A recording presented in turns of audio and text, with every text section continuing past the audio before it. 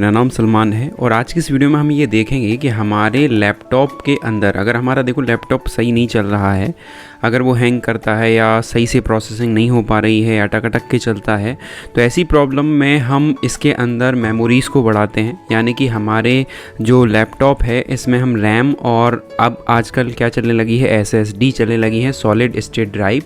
तो ये जो SSD है ये बहुत तेज़ी से आपकी विंडोज़ को रन करती है और आपके सारे सॉफ्टवेयर को आराम से चलाती है बहुत फास्ट तरीके से।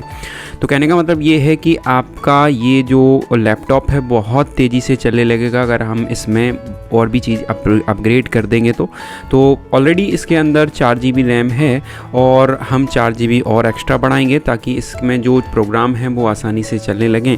और हम अब हार्ड डिस्क की जगह SSD का इस्तेमाल कर रहे हैं।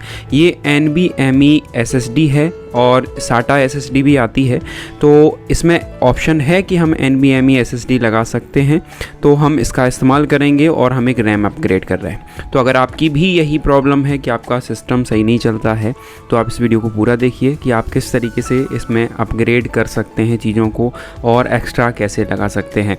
बाकी अगर कोई भी क्वेश्चन है तो ज़रूर कमेंट करिए, आपके क्वेश्चन का आंसर ज़रूर मिलेगा। तो चलिए हम अपने लैपटॉप को ओपन करते हैं। मेरे पास जो अभी लैपटॉप है वो है डेल का, तो इस डेल के लैपटॉप को हम ओपन करेंगे और ओपन करने के बाद इसमें हम सारी चीज़ों को लगाएंगे। तो यहाँ पर स्क्रू वगैरह लगे हुए हैं, इसके लिए हमें खोलना है। तो खोलने के लिए आपको एक स्क्रू ड्राइवर की आवश्यकता होगी। तो किसी भी प्रकार का स्क्रू ड्राइवर आपके पास हो तो ज़रूर इसको ओपन कर लीजिए। ध्यान रहे कि ये जो नट वगैरह हैं इनको आसानी से आपको खोलना है, ज़्यादा ज़ोर ज़बरदस्ती यहाँ पर नहीं करना है। तो सारे स्क्रूज़ को खोलने के बाद आपको इसको देखिए, जो भी लैपटॉप होते हैं सब लैपटॉप के अलग अलग खोलने का तरीका होता है, तो आपके लैपटॉप को भी खोलने का अलग अलग तरीका है। अब इसमें ऐसा सिस्टम है कि ये जो लैपटॉप है ये कुछ इस तरीके से ओपन होगा, यहाँ से हमें इसको खोलना पड़ेगा। ठीक है, इसमें बॉडीज़ अलग अलग होती हैं तो यहाँ से हमें इसको ओपन करना पड़ेगा। तो चलिए इसको हम ओपन करते हैं। तो आपको लैपटॉप के इसका ऊपर का जो कवर है उसको खोल लेना है और खोलने के बाद आपको 2 एरिया दिखाई देंगे। यहाँ पर आपके लिए रैम का एक सॉकेट है, दूसरा सॉकेट यहाँ पर लगा हुआ है और आप जो NVMe SSD है उसको इस तरीके से यहाँ पर लगाएंगे। तो चलिए इसको लगाते हैं। हमारे पास यहाँ पर 4 GB की रैम और हम बढ़ा रहे हैं, इसके लिए आपको यहाँ से इसको ओपन करना होगा।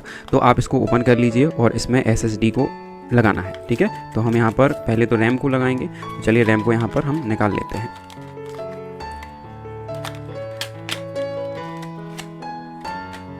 यहाँ पर हमारे पास रैम है और रैम को बहुत ध्यान से लगाना होता है। ये DDR4 रैम है। आजकल के जितने भी लैपटॉप कंप्यूटर्स आते हैं उनमें हम इस तरीके से रैम वगैरह जो है उसको सही तरीके से इस तरीके से फिट कर सकते हैं। ठीक है, तो यहाँ पर हमने ये जो रैम है वो अच्छे तरीके से यहाँ पर लगा दिया है। अब हमें ज़रूरत है SSD की, तो SSD भी हम यहाँ पर इस तरीके से लगा सकते हैं। ठीक है, तो आपको इसका जो पैकेजिंग है उसको हटाना है, इसके बाद आपको ओपन करना है इसको। तो हमारे पास ये देखिए कुछ इस प्रकार की NVMe SSD मिलती है। तो चलिए इसको ओपन करते हैं। और ये जो है वो WD की NVMe SSD है, तो इसको भी आपको याद से अच्छे से लगाना होगा। तो आपके लिए देखिए यहाँ पर एक स्क्रू है, इसको ओपन कर लीजिए।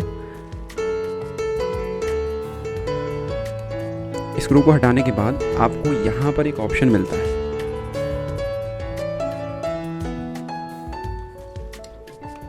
तो इस तरीके से हम इसको जैसे ही फिट करेंगे तो इसको इस तरीके से नीचे दबाना है और जो स्क्रू है उसको दोबारा से वैसे ही आपको क्या कर देना है, टाइट कर देना है। ठीक है, लेकिन ध्यानपूर्वक सारी चीज़ों को लगाना होता है। अगर आपसे नहीं बनता है तो आप किसी भी शॉप पे ले जाएं रिपेयरिंग वाली, तो वहाँ पे आप ये सारी चीज़ें करवा सकते हैं। अब हमारा काम यहाँ पर कंप्लीट हो चुका है। हमने SSD को भी कनेक्ट किया है और यहाँ पर हमने ये जो रैम एक्स्ट्रा हमने लगाई है उसको भी और हमने यहाँ पर हमारा रैम भी लगा दिया है। अगर हमारे पास ये सॉकेट नहीं होता तो हम यहाँ पर SATA लगा सकते थे SSD को, यानी कि ये जो हार्ड डिस्क है इसको हटाकर हम दूसरा SSD यूज़ कर सकते थे। तो यहाँ पर हम इस तरीके से लगा सकते हैं अपनी रैम और हमारी SSD को। अब लगाने के बाद आपको सिंपल करना ये है कि आपकी ये जो